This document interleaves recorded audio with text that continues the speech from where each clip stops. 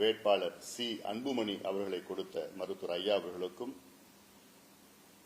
எங்களுக்காக பிரச்சாரம் செய்த அனைத்து கூட்டணி கட்சி தலைவர்கள், குறிப்பாக நண்பர் அண்ணாமலை அவர்களுக்கும், முன்னாள் முதலமைச்சர் OPS அவர்களுக்கும், நண்பர் டிடிவி தினகரன் அவர்களுக்கும், நண்பர் GK வாசன் அவர்களுக்கும், திரு பாரிவேந்தர் அவர்களுக்கும், திரு AC சண்முகம் அவர்கள், திரு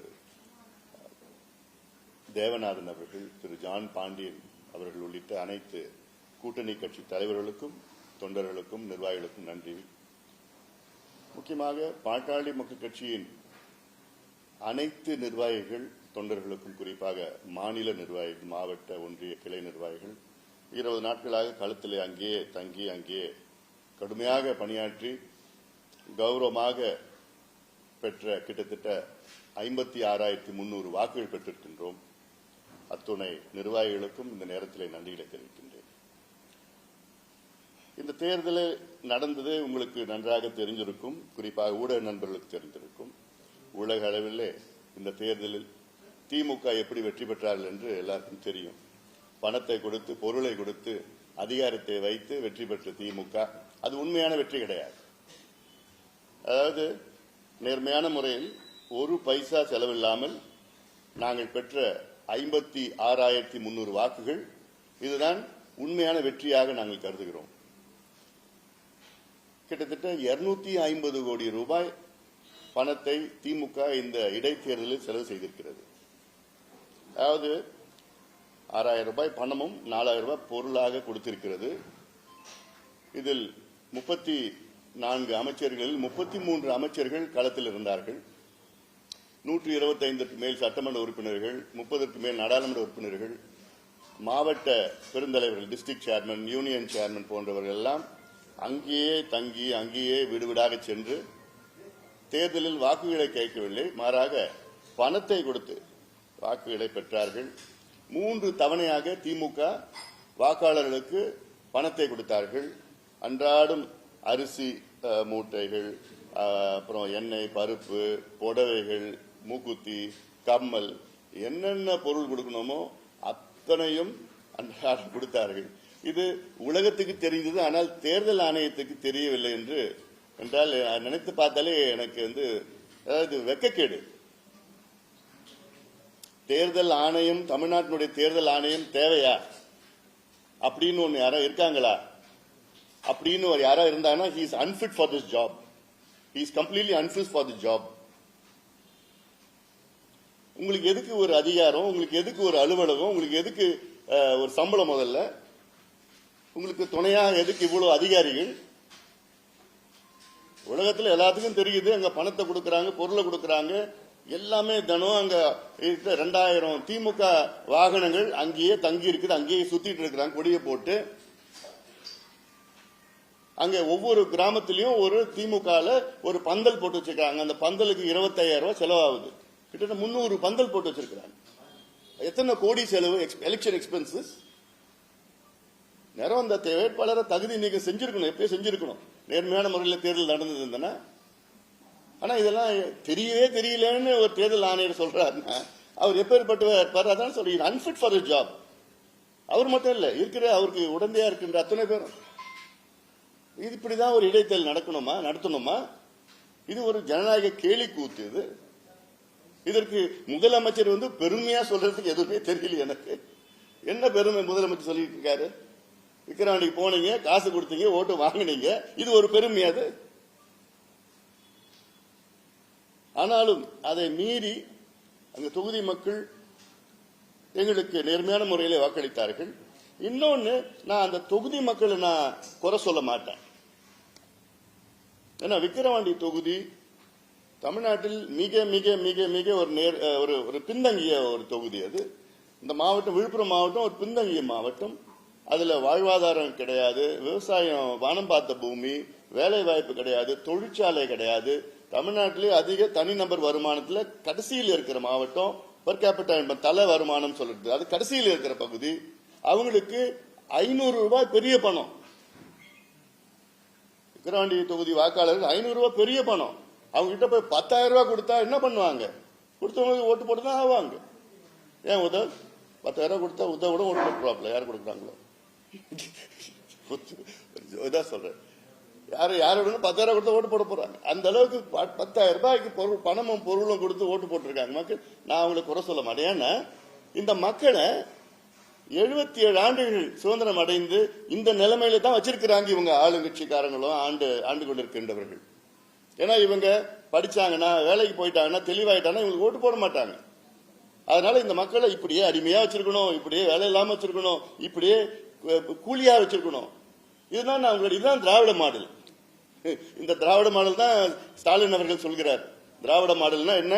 தமிழ்நாட்டின் மக்கள் அடிமையா கூலியா வச்சிருக்கணும், பிச்சைக்காரனா வச்சிருக்கணும். அப்பதான் தேர்தல் நேரத்தில் கையேந்தி காசு வாங்கிட்டு அவங்களுக்கு ஓட்டு போடுவாங்க. இதுதான் திராவிட மாடல். இதுதான் விக்கிரவாண்டியில நடந்து திராவிட மாடல். இது அவங்க நிர்வாகத்துக்கு வெற்றி கிடையாது. திமுக அவங்களுடைய ஆட்சிக்கோ முதலமைச்சருக்கோ அவங்க செய்த நிர்வாகத்துக்கு எல்லாம் கிடையாது. கொடுத்த பணத்துக்கு மக்கள் அங்கே விசுவாசமா இருந்தார்கள். அதனால வெற்றி பெற்றிருக்கார்கள். அவ்வளவுதான். அதனால இடைத்தேர்தல் அது தமிழ்நாட்டில் அது அவாய்டு. அதாவது இப்படி ஒரு ஜனநாயக படுகொலை அது தவிர்க்கலாம். இது ஒரு பக்கம்.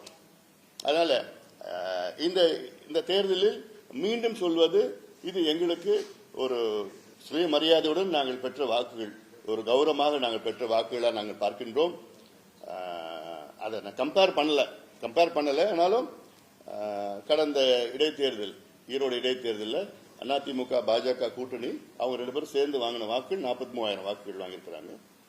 இந்த தேர்தலில் நாங்கள் வாங்கின வாக்குகள் 56,300 வாக்குகள் நேர்மையான முறையில் நாங்கள் உழைத்து பெற்ற வாக்குகளாக நாங்கள் பார்க்கின்றோம். ஆனா இந்த இடைத்தேர்தல் இவங்க இந்த பர்சன்டேஜ், அவங்க அந்த பர்சன்டேஜ், இவங்க ஓட்டு இங்க போச்சு, அந்த ஓட்டு எங்க போச்சுன்னு அனாலிசிஸ் தயவுசெய்து பண்ணாதீங்க. இது வேஸ்ட். ஏன்னா மொத்தம் காசு கொடுத்தாங்க, ஓட்டு போட்டாங்க. யார் வேணா ஓட்டு போடுவாங்க. இப்போ ஒரு உதாரணம், ஜெயலலிதா அம்மையார் இருந்த நேரத்தில் அதிமுக ஒரு ஓட்டு கூட திமுக போட மாட்டாங்க. ஏன்னா அவங்களுடைய ஜென்ம எதிரி. எம்ஜிஆர் கட்சி தொடங்கினதுக்கு காரணம் திமுக ஒழிக்கிறது தான் தடுவினார். ஆனாலும் இப்போ அவங்க அதிமுக காசு கொடுத்து ஓட்டு போட்டிருக்காங்க, திமுக ஓட்டு போட்டிருக்காங்க. அப்ப நினைச்சுப்பாங்க அந்த நல்ல. அதனால இட்ஸ் ஃப்ரீ பை எலெக்ஷன். அதனால இது இதுக்கும் பொது தேர்தலுக்கும் சம்பந்தமே கிடைக்க போறது. பொது தேர்தலில் ஒட்டுமொத்தமா அத்தனை அமைச்சர்கள் ஒரே தொகுதியிலையும் எம்எல்ஏக்கள், எம்பிக்கள், சேர்மன் எல்லாம் தங்கி அங்கே பணம் எல்லாம் கொடுக்கறதுக்கு ஒரு சூழல்லாம் இருக்க போறது கிடையாது. அதனால அடுத்த தேர்தல் நிச்சயமாக பொது தேர்தல் இதுக்கும் சம்பந்தமே இருக்க போறது கிடையாது. மீண்டும் வாக்களித்த வாக்காளர்களுக்கும் எங்கள் கட்சி கூட்டணி தலைவர்கள், நிர்வாகிகளுக்கும், எல்லாத்துக்கும் மேல் பாட்டாளி மக்கள் கட்சியினுடைய அடிமட்ட தொண்டர்கள், அங்கேயே தங்கி அங்கே தொண்டர்களுக்கும் நிர்வாகிகளுக்கும் மீண்டும் என்னுடைய நன்றிகளை இந்த நேரத்தில் நான் தெரிவிக்கின்றேன்.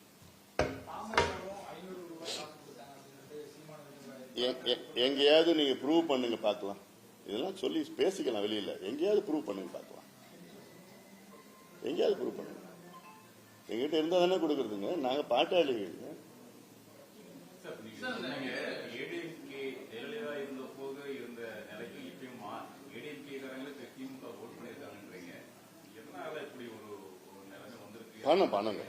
பணத்தை தான். அதாவது அதெல்லாம் நான் மீண்டும் சொல்றேன், அங்க தொகுதியில் உள்ள வாக்காளர்ல நான் தப்பு சொல்ல மாட்டேன். ஏன்னா இவ்வளவு பணம் கொடுக்கறாங்க. ஏன்னா அவங்கள பார்த்தா ஏழ்மையான ஒரு சூழல், கூலியா இருக்கிறாங்க, வருமானம் கிடையாது, விவசாயமும் கிடையாது, அங்க பாசன திட்டங்களும் கிடையாது, விவசாயத்தை நம்பியிருக்காங்க, வனம் பார்த்த பூமி நம்பியிருக்காங்க. அதனால அவங்களுக்கு 10,000 ரூபாய் பெரிய பணமா, யாருக்கு வேணா 10,000 ரூபாய் பெரிய பணம் அந்த தொகுதியில் அவங்க வாங்கியிருக்கிறாங்கன்னா, அது இல்லாம அவங்களுக்கு போய் மிரட்டி, நீ ஓட்டு போட்டியா போடலையா, நாங்க வீடியோ வச்சு பார்த்தோம், கேமரால பார்த்தோம், நான் போடல, நீ திருப்பி கொடு, இப்படி எல்லாம் போய் அவங்கள போய் துன்புறுத்தி இருக்கிறாங்க. எல்லாம் வீடியோஸ் எல்லாம் நாங்க பார்த்தோம். நாங்க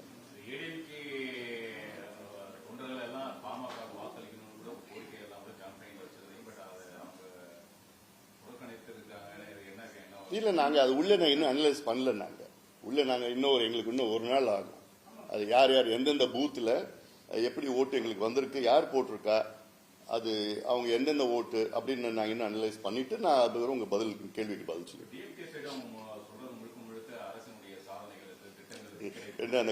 அந்த கள்ளக்குறிச்சியில் நடந்த சாதனை சொல்றாங்களா, இல்ல திருநெல்வேலியில் நடந்த அந்த படுகொலை பத்தி சொல்றாங்களா, இல்ல ஆம்ஸ்ட்ராங் படுகொலை சொல்றாங்களா, இல்ல அங்க அதிமுக படுகொலை சொல்றாங்க, சட்டம் ஒழுங்கு சொல்றாங்களா? இதுதான் சாதனை, அவங்க சாதனையா? நீங்க சொல்ற மாதிரி நம்ம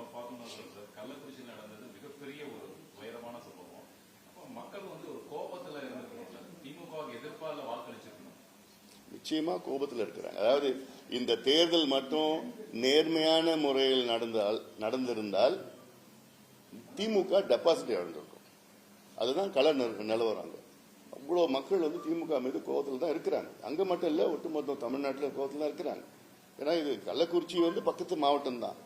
எல்லாமே அங்கேயும் விழுப்புரத்திலே பாத்தீங்கன்னா, விழுப்புரம் மாவட்டத்திலே சமீபத்தில் 11 பேர் கள்ளச்சாராயத்தை குடிச்சு அதுல ஒருத்தர் இறந்துட்டார். இன்னும் கொஞ்சம் பேர் வந்து ஏதோ தப்பிச்சிருக்கிறாங்க. அதுவும் மூடி மறைச்சிட்டு இருக்காங்க. இது சம்பவமே இல்லைன்னு மூடி மறைச்சிட்டு இருக்காங்க அரசு. அதனால இது ஒரு சம்பவம் தொடர்ந்து நடந்துட்டு வருது. எங்க பார்த்தாலும் லஞ்சம் ஊழல் இருக்கு, நிர்வாகமே கிடையாது. அது தேர்தல் ஆணையம் நினைச்சா முடிவு பண்ணலாம். தேர்தல் ஆணையம் நினைச்சா முடிவு பண்ணலாங்க. தேர்தல் ஆணையம் ஒரு கேண்டிடேட்டை வந்து டிஸ்குவாலிஃபை பண்ணா போதும். ஒரே கேண்டிடேட் டிஸ்குவாலிஃபை பண்ணா இது யாருமே லீடு பண்ண மாட்டாங்க. அந்த அதிகாரம் தேர்தல் ஆணையத்துக்கு இருக்கு. இங்க நான் இங்க தமிழ்நாடு பத்தி சொல்லிட்டு இருக்கிறேன். நான் தமிழ்நாடு தான் நடத்திட்டு இருக்கிறாங்க. இங்க அங்க ஒரு ரிட்டர்னிங் ஆபீசர் இருக்காரு. அவர் வந்து டிஆர்ஓ நினைக்கிறேன். அவர் என்ன பண்ணுவாரு? அவருடைய அமைச்சர் அங்க வந்து வராரு. அமைச்சர் மீது கம்ப்ளைண்ட் பண்ண முடியுமா டிஆர்ஓ? அவர் பாவம் என்ன நடக்குதுன்னே தெரியல. அவரு புகார் கொடுக்கிறோம், பணம் கொடுக்குறாங்க போறோம் இல்லைங்க அப்படிங்களான்னு கேட்கிறாரு.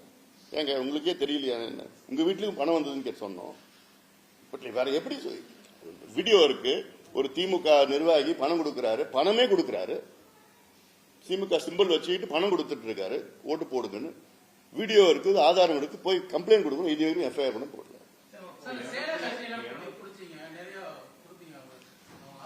எதுவுமே இது எஃப்ஐஆர் பண்ண போடல. ஒண்ணுமே நடக்கல. எவ்வளவு பொருள் பிடிச்சி எல்லாம் பண்ணாங்க. இது வரைக்கும் எந்த நடவடிக்கையும் நடக்கல. ஒண்ணுமே கம்ப்ளைண்ட் நாங்க கொடுத்துட்டே தான் இருக்கிறோம். எஃப்ஐஆர் எதுவும் போடுறதே கிடையாது. இல்ல இதெல்லாம் இன்னொன்னு, இது வந்து சட்ட ரீதியிலயும் நாங்க சந்திக்க நாங்க போறோம். எங்கிட்ட ஆதாரம் நிறைய இருக்கு. ஏன்னா வந்து ஒரு திமுக எங்களுக்கு வீடியோஸ் போட்டோஸ் எல்லாம் இப்போ இந்த திமுக இந்த ஷெட் எல்லாம் போட்டு வச்சிருக்காங்க. அது அவ்வளவு செலவு பண்ணிருக்காங்க. திமுக வாகனங்கள் எல்லாம் அவ்வளவு வந்திருக்கு. ஒவ்வொரு நாளும் அவ்வளவு வாகனங்கள். அதெல்லாம் தேர்தல் கணக்குல வரணும். வேட்பாளர் தேர்தல் கணக்குல வரும். இப்போ எம்பி எலெக்ஷன் நடந்தது. அதுல நாங்க ஒரு மாம்பழம் எனக்கு கொடுத்தாங்க. நான் போறப்ப அந்த ஒரு மாம்பழம் 1 கிலோ 65 ரூபாய் அப்படின்னு எங்களுக்கு தேர்தல் கணக்கு செலவுக்கு போட்டிருக்காங்க. ஒரு மாம்பழம் யாரு ஊருக்காரங்க எனக்கு ஒரு மாம்பழம் கொடுத்தாங்க. அது வந்து தேர்தல் கணக்குல வருது. ஊருக்கு போறப்ப பூ போட்டாங்க. அது வந்து அவங்க வீட்டுல பூ போட்டாங்க. அந்த பூ வந்து 1 கிலோ பூ 15 ரூபாய், 50 கிலோ பூ அப்படின்னு சொல்லி எங்களுக்கு தேர்தல் வரவு செலவு கணக்கு போட்டாங்க. தருமபுரியில் போட்டாங்க. அப்போ அப்படி இருந்த சூழல்ல இங்க கணக்கு இல்ல. எல்லா ஊர்லயும் பிரியாணி ஓடிட்டு இருக்கு, எல்லா ஊர்லயும் மது கொடுத்துட்டு இருக்காங்க, எல்லாம் ஷெட்டு கட்டி வச்சிருக்காங்க, பக்கா ஷெட்டு கட்டி வச்சிருக்காங்க. எல்லாம் கார் கொடி கட்டிட்டு கார் போயிட்டு இருக்குது. ஊர்ல கார் என்ன கார் எவ்வளவு கார்? இந்த ஷெட்டு கணக்கு பண்ணாலே 4 கோடி ரூபாய் வருது. இந்த கார் கணக்கு பண்ணாலே கிட்டத்தட்ட வாகன செலவு, ஒரு நாள் வாகன செலவுன்னு சொல்லிட்டு பண்ணிட்டா அதுவே கிட்டத்தட்ட ஒரு 2.5 கோடி வருது. அதுல ஒரு வேட்பாளர் எவ்வளவு செலவு பண்ணலாம்? கிட்டத்தட்ட 40 லட்சம் ரூபாய்க்கு கம்மியா செலவு பண்ண முடியும். அப்போ என்ன அப்புறம் ஒரு அதிகாரி இருக்கிறாங்க, இது கூட பண்ண முடியல. அவர்கிட்ட போய் கம்ப்ளைண்டே கொடுத்தோம். ஒரு ரெஸ்பான்சிபிள் ஆபீசரா இருக்கணும்ல. அவர் எவ்வளவு பெரிய responsibility to uphold the democracy in our country. அதான் அவரோட வேலை. அது கூட பண்ண முடியலன்னா எதுக்கு நீங்க பதவியில் இருக்கிறீங்க? விலகி எடுக்க போங்க, ரிசைன் பண்ணுங்க. எனக்கு பதவி வேணாம்னு சொல்லிட்டு போங்களேன். உங்களை நம்பிதானே நாங்க கட்சியெல்லாம் இருக்குது. என்ன கை கட்டப்பட்டதுங்க? என்ன கை கட்டப்பட்டது? அப்ப எனக்கு வேலை வேண்டான்னு போங்களேன். அப்பதான் சொல்ல, அப்படி மிரட்டினா விட நீங்க வேலை வேண்டாம் ரிசைன் பண்ணிட்டு போக வேண்டியதானே, சொல்லிட்டு போக வேண்டியதானே. அதான ஒரு நேர்மையான நல்ல அதிகாரிக்கு அழகுது. ஒரு தைரியமான அதிகாரி படம் செஞ்சிருப்பாங்க. நாட்டினுடைய ஜனநாயக டெமோக்ரஸி எலெக்ஷன் இது. இது பஞ்சாயத்து தேர்தல் கிடையாது. இது அசம்பிளி எலெக்ஷன். இது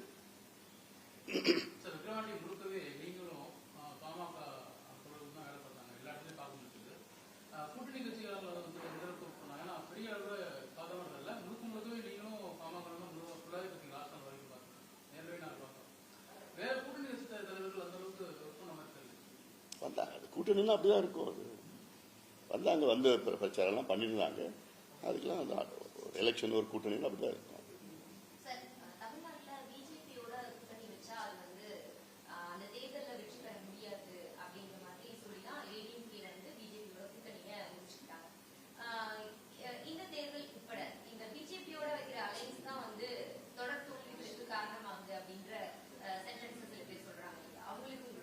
இல்லை, ஒரு பை எலெக்ஷனை வச்சு நம்ம எந்த தேர்தலுடைய முடிவுகள் அது எடை போட முடியாது.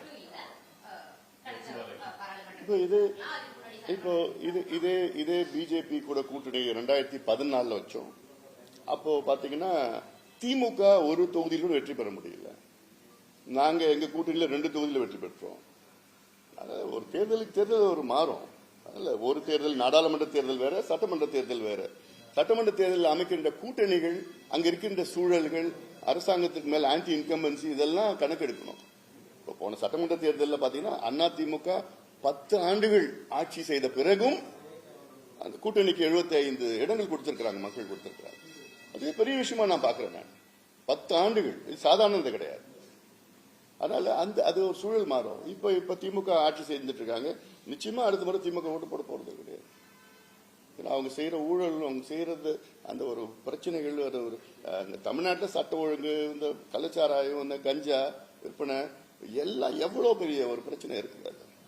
அதை முதலமைச்சர் ஒரு கவனம் எடுத்து அது பண்ற நிலையில இல்லை. இன்னொன்னு முக்கியமா நான் சொல்றது தமிழ்நாட்டில் பாத்தீங்கன்னா திமுகவுக்கும் சமூக நீதிக்கும் சம்பந்தம் கிடையாது. இனி தயவுசெய்து யாரும் சம்பந்தப்படுத்தி பேசாதீங்க, மீடியாலையும் மக்களும் சொல்லிட்டு இருக்கேன். ஏன்னா திமுகவுக்கும் சமூக நீதிக்கும் சம்பந்தமே கிடையாது. திமுக சமூக நீதி விரோதின்னு சொல்றதுக்கு மேல துரோகின்னு கூட சொல்லுவேன் நான். ஏன்னா இதுக்கப்புறம் என்ன வருகின்ற காலத்துல நாங்க இன்னும் நிறைய எக்ஸ்போஸ் பண்ண இருக்கிறோம். நாங்க எக்ஸ்போஸ் மக்களுக்கு இன்னும் நிறைய விழிப்புணர்வு ஏற்படுத்த இருக்கிறோம். நாங்க தொடர்ந்து சொல்லிட்டு வரோம், ஜாதிவாரி கணக்கெடுப்பு நடத்துங்கன்னு சொல்லிட்டு வரோம். இதனால நடத்தாதனால தமிழ்நாட்டில் உள்ள 69 விழுக்காடு இடஒதுக்கீட்டுக்கு ஆபத்து வந்திருக்கிறது. பல முறை எச்சரிக்கை கொடுத்துட்டு இருக்கோம். என்னைக்கு இந்த வழக்கு உச்சநீதிமன்றத்தில் எடுப்பாங்க எங்களுக்கே தெரியல. எடுத்தாங்கன்னா முடிஞ்சு போச்சு. 69 விழுக்காடு இடஒதுக்கீடு ரத்து பண்ணிடுவாங்க, இது உறுதியா செய்வாங்க. ஆனாலும் நாங்க எடுக்க மாட்டோம்னா புரியல. நேற்று கூட ஒரு அமைச்சரை நான் சந்திச்சேன், ஒரு நிகழ்ச்சியில சந்திச்சேன். நான் ஒரு குடும்ப நிகழ்ச்சியில் சந்திச்சேன். ஆந்திரா அமைச்சர் சந்திச்சேன். அவர் 150 கோடி ரூபாய் ஆந்திராவில் ஜாதிவாரி கணக்கெடுப்புக்காக ஒதுக்கீடு செஞ்சிருக்கிறாங்க. முதல் தவணையா செஞ்சிருக்கிறாங்க. இதற்கப்புறம் தேவைப்பட்டா இன்னும் ஒரு 200 கோடி ரூபாய் நாங்க ஒதுக்கீடு செய்வோம்னு சொல்லிட்டு இருந்தாரு. அப்போ ஆந்திராவில் எடுக்கிறாங்க, தெலுங்கானா எடுத்துட்டு இருக்கிறாங்க, ஒரிசால எடுத்துட்டு இருக்கிறாங்க, கர்நாடகாவில் முடிச்சாங்க, ஜார்க்கண்ட்ல எடுக்க தொடங்கி இருக்கிறாங்க, பீகார் எடுத்து முடிச்சு அது பீகாருடைய உயர்நீதிமன்றமும் அது உறுதி செஞ்சிருக்கு, உச்சநீதிமன்றமும் உறுதி செஞ்சிருக்கிறாங்க. அது தடை செய்யல. ஆனா முதலமைச்சர் ஸ்டாலின் அவர்களுக்கு மட்டும்தான் இது தெரியாதான்.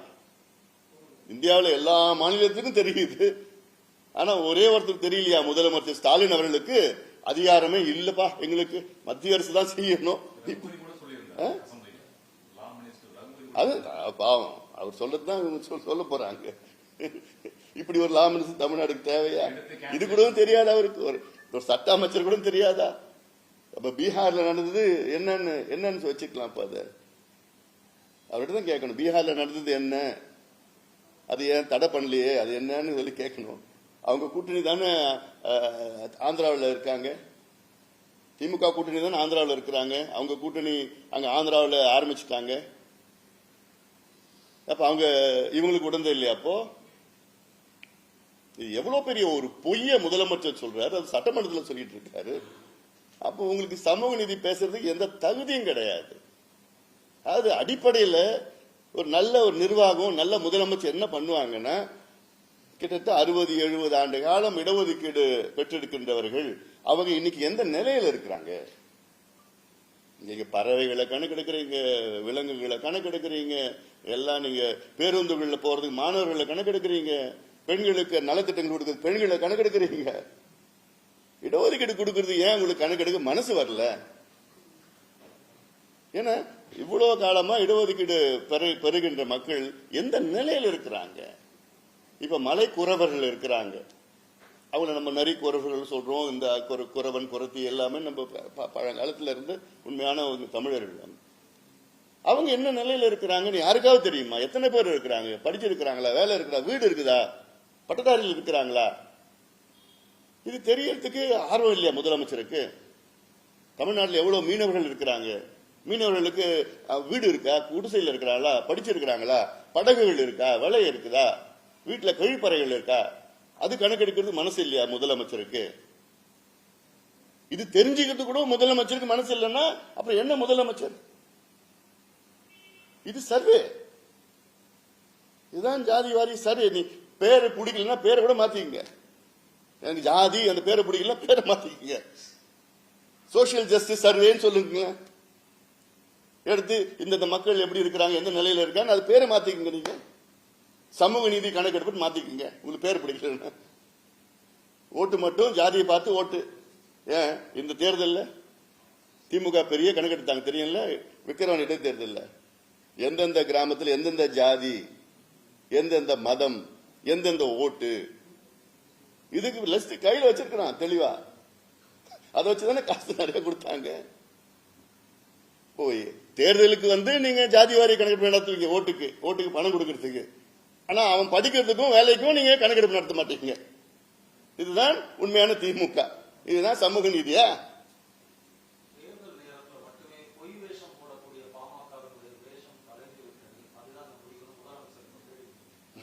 என்ன நாங்க பொய் வேஷம் போட்டோம்னு புரியல எங்களுக்கு. கள்ளக்குறிச்சியில 67 பேர் இறந்தாங்களே, வந்து பார்த்தார முதலமைச்சர்? இவருக்கு கீழே தானே போலீஸ் இயங்கிட்டு இருக்கு. சட்டம் ஒழுங்கு இவர் தானே பொறுப்பு. இவர் தானே பொறுப்பு எடுத்துக்கணும். 67 பேர், அதுல 67 பேர் 60 பேர் பட்டியலினத்தை சார்ந்தவர்கள், தாழ்த்தப்பட்ட மக்கள். வந்து பார்த்தாரா? இல்ல யார் வேஷம் போடுறான்னு தெரியல எனக்கு.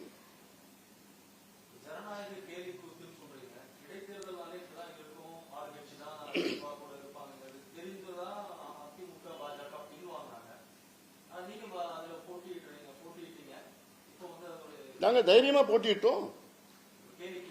இல்ல ஆமா, அப்ப என்ன எதிர்பார்ப்பு என்ன?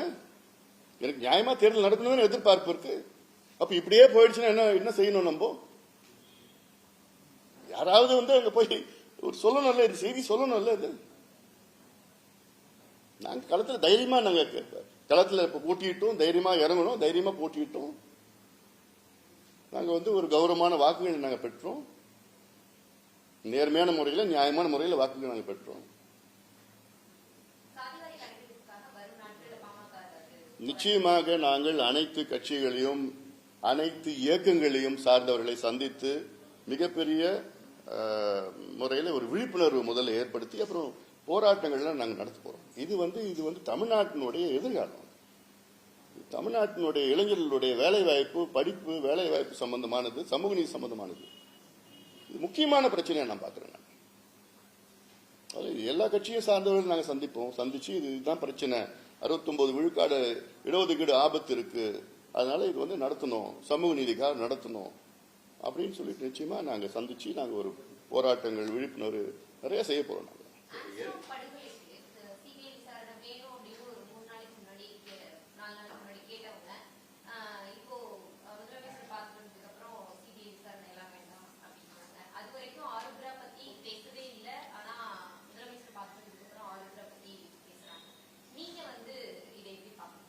நாங்க நடந்தது ஒரு ரொம்ப கோரமான ஒரு சம்பவம். அதை நினைச்சு பார்த்தாலே எங்களுக்கெல்லாம் ரொம்ப அதிர்ச்சியா இருக்கு. அது இல்லாமல் ஆம்ஸ்ட்ராங் அவர்கள் சமூக நீதி நிலைநாட்ட வேண்டும், அதாவது பின்தங்கிய சமுதாயம், அடக்கப்பட்ட ஒடுக்கப்பட்ட மக்கள், அதாவது பட்டியலின சமுதாயம், வன்னியர் சமுதாயம், மிக பின்தங்கிய சமுதாயம் எல்லாம் ஒன்னா சேர்ந்து அவர்கள் ஆட்சி அதிகாரம் பெற வேண்டும் என்ற நோக்கத்திலே தான் கடந்த காலத்தில் அவருடைய பேச்சும் நான் பார்த்தேன். இதுல இதுதான் இந்த கேள்வி தான் நான் அங்க அவர் வீட்டில் அவருடைய மனைவியை சந்திச்சு அப்புறம் அனுதாபங்கள் தெரிவித்த நேரத்தில் இரங்கல் தெரிவித்த நேரத்தில் வெளியில நான் செய்தியாளரை பார்க்க சொன்னேன். நான் இது மாதிரி சிபிஐ என்கொயரி பல தலைவர்கள் கேட்கிறாங்க. இப்போ பிஜேபி தலைவர்கள் கேட்கிறாங்க, மற்ற கூட்டணி கட்சி தலைவர்கள் பிளஸ் திருமாவளவன் அவரும் அதான் கேட்டாரு, சிபிஐ விசாரணை வேணும்னு கேட்டிருந்தாருன்னு சொல்லிட்டு. அப்போ நான் சொன்னேன், அதுவும் நாங்களும் எங்களுக்கு சிபிஐ விசாரணை வந்து நல்லது தான். ஏன்னா இது வந்து தேசிய கட்சியினுடைய மாநில தலைவர், இதுல யார் சம்பந்தப்பட்டிருக்காரு, யார் ஊக்குவித்திருக்காரு, யார் இதுல பின்னணியில் இருக்கிறாங்க தெரியணும். இது வந்து வைடர் சர்க்கிள்ல யார் யார் இருக்காங்க பார்த்து தெரிஞ்சாதான் சிபிஐ முழுமையா விசாரணை பண்ணணும் நாங்க சொன்னோம். அதே நேரத்தில் கள்ளக்குறிச்சியில நடந்த அந்த படுகொலை, நான் என்ன பொறுத்த வரைக்கும் அது படுகொலையை தான் நான் பார்க்கிறேன். அது ஏதோ விஷச்சாராய சாவுன்னு நான் பார்க்கல. படுகொலைன்னா கடந்த ஆண்டு நடந்த சம்பவம் நடந்திருக்கு. 29 பேர் இறந்துருக்காங்க, கண்ணு ஒரு 7 பேருக்கு போயிருக்கு. நடந்து முடிஞ்ச சம்பவத்தில் அப்புறம் விசாரணை பண்ணாங்க, நடத்தினாங்க, ஒண்ணுமே இல்லை. அதுல ஏதோ ஒரு 10-20 பேர் கைது பண்ணாங்க, விக்ரம கைது பண்ணா விட்டுட்டாங்க. மறுபடியும் சம்பவம் நடக்குது. அப்ப யார் காரணம்? 2 சம்பவம் நடக்கிறப்போ முதலமைச்சர் தான் அதுக்கு காரணம் எடுத்துக்கணும். அதனால என்னை பொறுத்தவரை முதலமைச்சர் தான் அந்த 67 பேரும் படுகொலை பண்ணியிருக்கிறார். அவர் தான் அந்த பொறுப்பு எடுத்துக்கணும். அது இல்லாம அதுல இறந்தவங்க 67 பேர்ல 60 பேர் பட்டியலினத்தை சார்ந்தவர்கள், தாழ்த்தப்பட்ட மக்கள். அப்ப அவங்களுக்கு ஏன் திருமாவளவன் அவர்கள் வந்து சிபிஐ விசாரணை வேணும்னு கேட்கல? அதுதான் நான் சொன்னேன். அதுக்கும் கேளுங்க. ஏன்னா அது வந்து ஏதோ அந்த ஒரு சம்பவம் கிடையாது. இதுல யாரு இது போன்ற ஒரு சம்பவம் மீண்டும் நடக்கக்கூடாது. அதுக்கு ஏன்னா இன்டர்ஸ்டேட் இஷ்யூ பாண்டிச்சேரியில இருந்தா வந்ததுன்னு சொல்றாங்க. விழுப்புரத்தில் நடந்த குடிச்சி பண்ணாங்க, ஒருத்தர் இறந்துட்டார், பாண்டிச்சேரியில இருந்து வந்ததுன்னு சொல்றாங்க. ஆந்திரால வந்து அங்க இருந்து இங்க இருந்து மெத்தனால் எடுத்துட்டு போனேன்னு சொல்றாங்க. அப்ப இட்ஸ் இன்டர்ஸ்டேட் இஷ்யூ. இது கடந்த 20 ஆண்டுகள்ல கள்ளக்குறிச்சி மாவட்டத்தில் யார் வித்தாங்க, யார் உடந்தையா இருந்தாங்க? ஏன்னா உயர் நிலையில் உள்ள காவல்துறை அதிகாரிகள்லாம் அதுல சம்பந்தப்பட்டிருக்காங்க தெரியுது. ஆளுங்கட்சியை சார்ந்த எம்எல்ஏக்கள் சம்பந்தப்பட்டிருக்காங்க தெரியுது. அரசியல் கட்சிகள்லாம் சம்பந்தப்பட்டு எந்த அரசியல் கட்சினாலும் அது தெரியும், வெளியப்படுத்தணும். அது வந்து தமிழ்நாடு அரசு போலீஸ் வந்து அவங்க எல்லாம் வெளியில கொண்டு வருவாங்களா, எக்ஸ்போஸ் பண்ணுவாங்களா? இல்ல. அதுக்காக சிபிஐ இருக்கு, இதுக்கும் வேணும் அதுக்கும் வேணும். அதுக்குள்ள நான் ரொம்ப இதுக்குள்ள நான் ரொம்ப அரசியல நான் பார்க்கல. லோக்சபா எலெக்ஷன்ல 40 வாங்கினோம், அதே மாதிரி அசம்பிளி எலெக்ஷன்லயும் குறைஞ்ச வச்சு 200 தொகுதிகள் வெற்றி பெறுவோம்னு சொல்றாங்க. ஷார்ட் பீரியட்ல அசம்பிளி எலெக்ஷன் இந்த நேரத்தில் இப்ப இந்த பை எலெக்ஷன் ரிசல்ட்டும் வந்திருக்கு. இன்னும் அடுத்த பேரவை தேர்தலுக்கு எப்படி தயாராவீங்க? அது எப்படி இருக்கு? அது பார்க்க தானே நீங்க போறீங்க, பார்க்க தானே போறீங்க. ஏன்னா இது வந்து கடந்த நாடாளுமன்ற தேர்தல் நேரத்தில் வந்து அது வந்து இந்த கூட்டணி இஷ்யூஸ் இருந்தது. இது வந்து மத்திய அரசு சார்ந்த, மத்தியில யார் வரணும், மத்தியில யார் ஆட்சி செய்யணும், அந்த முடிவுகள்லாம் எடுக்க வேண்டிய சூழல் மக்கள் எடுத்துட்டாங்க. இங்க வரது வந்து சட்டமன்ற தேர்தலுக்கும் இதுக்கும் சம்பந்தமே கிடையாது. அதனால இதுல வந்து வேற இங்க யார் ஆளணும், எப்படி ஆட்சி பண்ணியிருக்கிறாங்க, கடந்த 5 ஆண்டு காலம் இவங்க செய்த ஆட்சிகள் எப்படி இருக்கு, அந்த நிலைப்பாடு, ஆன்டி இன்கம்பன்சி, ஊழல், லஞ்சம், கிஞ்சம், நிர்வாக திறமை இல்லை, எல்லாமே எல்லாம் பார்த்துட்டு தான் இருக்கோம் நம்ம. அதனால மக்கள் நிச்சயமாக அது நல்ல ஒரு முடிவெடுப்பாங்க. அது இல்லாம 26 வந்து it is an open election.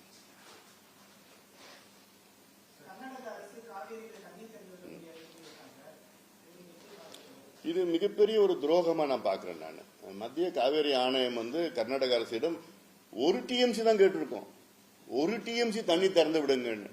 ஏன்னா அங்க கபினி, ஹாரங்கி, ஹேமாவதி, கேஆர்எஸ் எல்லாம் பாத்தீங்கன்னா கிட்டத்தட்ட வந்து 72 டிஎம்சி கொள்ளளவு இருக்கு. 4 அணைகள்ல இருக்கிறதுக்கு தண்ணி மட்டும் வந்துட்டு தான் இருக்கு. இன்னும் அதுல ஒரு டிஎம்சி கொடுக்கறதுக்கு மனசு இல்லைன்னா இவங்க என்ன சட்டத்தை மதிக்கிறாங்க, என்ன உச்சநீதிமன்ற தீர்ப்பை மதிக்கிறாங்க, என்ன ஜனநாயகத்தை மதிக்கிறாங்க?